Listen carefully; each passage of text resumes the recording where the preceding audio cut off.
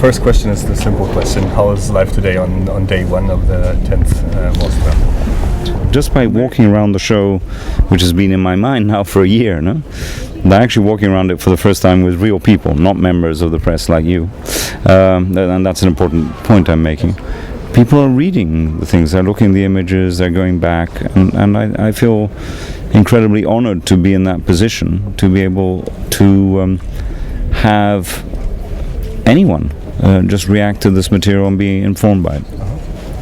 On most of the biennales, and also this is true for this one, there's almost too much to see. So how can you make a choice? What's your recommendation on setting priorities? Well, I think the whole point of the Biennale is that there should be too much. It's wonderful to be immersed in too much culture. I mean, what a luxury. And the fact that the Biennale as an institution invests so much time and money and resources, and that the different nations, there are 50 nations with pavilions, and altogether there's probably about 150 cities being shown here. So my recommendation to a visitor is to actually do try and see as much as possible, because if you go to the South Africa pavilion, you'll see how very modest changes in simple places like bus stations are improving people's lives. If you go into the major exhibition, let's call it, that I've curated inside the Corderia of the Arsenale, I think you will get an experience of what mega cities are like. But if you go to the Padiglione Italiano, you'll see what a young generation of Italian architects think about creating a new city in the middle of northern Italy.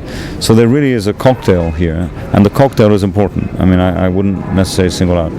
The most important issue is that having invited nations from around the world to respond to the three themes of cities, architecture, and society, I'm absolutely astounding that, in Germany they're talking about how do you reconvert cities to make them livable. I think there are some fantastic images.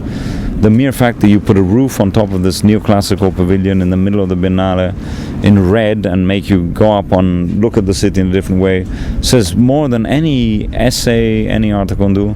And then even better, you look on the other side, there's the French pavilion staring at each other, and they're doing the same thing. So there's something in the air about reusing cities and celebrating intensity and proximity, which is very strong. Yeah. Thank you very much, sir. Okay, good. Thank you very much. Thank you. Sure.